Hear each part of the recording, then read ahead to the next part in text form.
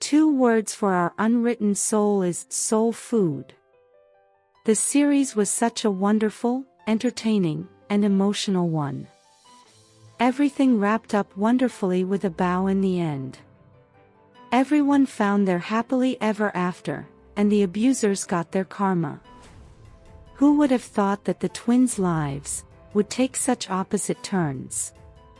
Mire, who's considered the brain of the family, who dogged it out in the corporate world, despite being bullied at work, gave it all up, deciding to be a strawberry farmer, and is thriving in it. This doesn't necessarily mean it's what she's going to do the rest of her life, as she just wants to prove to herself that she can do it. She's still much involved in the stock investment world, and had asked Se-jin to please ask her again later, to join him in the States. She's come a long way for the lady, who jumped from her apartment window, just so she could get some sick leave and not have to face her hostile workplace. However, Se-jin couldn't wait, and found her once again in Seoul. The look on their faces promises the beginning of something new and beautiful between them. Se-jin had been gentle with Mire, gently guiding her and being there for her. He provided a safe place for her, while encouraging her to let go of the burden of her workplace, which was weighing her down. This was why he took her to see his friends, who made a life for themselves after quitting their jobs. He was also the one who linked her to a reporter, who blew the company's corruption up, eventually leading to an investigation. However, the viewers didn't see some lovey-dovey moments between them. The producers are not daring enough to have Park Bo-young kiss two men in the same drama.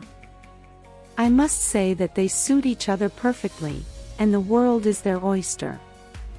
On the other hand, Miji, who couldn't graduate college, because of her trauma, pursued an unexpected path. Who would have thought that Miji, who we all thought preferred manual jobs, would be so courageous? This was one of the many good things that came out of the sisters' swap.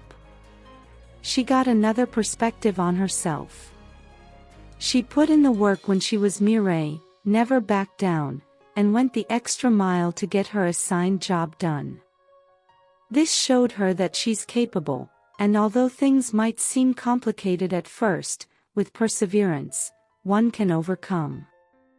She tried for college and failed numerous times, but then, just as she persevered in the face of Rosa throwing salt at her, she finally succeeded and got into college to study psychology. This shows that no matter what it is you want out of life, it's never too late to start. Her mother also proved this to her by pursuing art, like she's always wanted, before she got married. It was a touching moment, when Ok-hui visited Seoul after a long time, just to make sure that nobody would take advantage of her daughter. She might seem aloof at times, and blunt with her words, but it's obvious she cares for her daughters and mother. Her moment with Miji at the Seoul station was emotional, as neither wanted to leave before the other. Meanwhile, Grandma is finally at peace. Although from the preview, we knew to expect this, it was still emotional.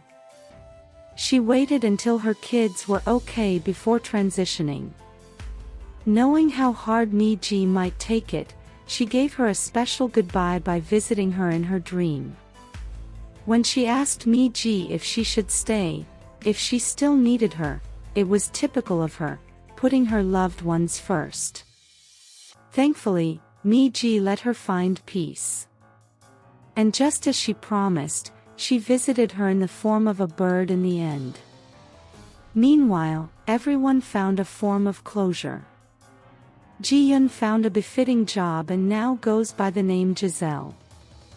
She's still in touch with her friend Mire. Soo-yeon, who finally took a step out of her room, after getting the letter from Mire, got therapy, and is now back in the corporate world, while keeping in touch with Mire. Tae-ai, who'd taken the contract job because of his sister, decided to maintain it instead of going to graduate school. Then the bullies. Jae-young-min became the scapegoat, as he was fired from the company, following the investigation. I wish there were more, as he nearly ruined the lives of Soo-yeon and Mire. What if Mire had died while trying to jump from the window? The chief bully, Taegwon, got transferred to the center, where he and his cohorts had once planned to transfer Mire. The infamous Sang-yeon wasn't spared either, as Chung-gu is not playing in his legal representation of Mire. I'm glad that Hosu and Chung-gu ended on a good note. Rosa now goes by her legal name, Sang-woo.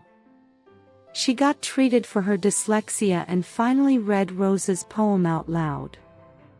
I'd say Miji is now her great-grandniece. What's more, it was funny seeing Bunhong try to defend her likeness for Miji. She has no clue that the sisters swapped, and she had made the strawberries with Mire, not Miji. She had also thought that Hosu liked Mire and not Miji. But her easy acceptance was beautiful. Hosu finally let her fully into his heart. His showing up at her workplace with flowers endeared him further in my eyes. She had fished for compliments from him when she was put on the spot by her colleagues. This time, the pride and joy on her face can't be mistaken. They are finally a family. What's more, Hosu is prepared for what may come.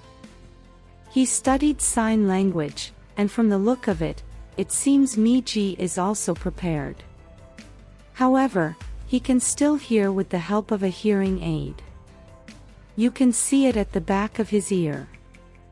His knowledge of sign language comes in handy in his work too. It seems like he's sticking with the law, as he's still practicing.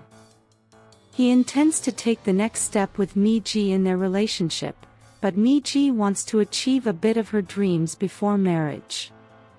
Miji intends to go to graduate school, to become a therapist. Aren't you proud of our girl?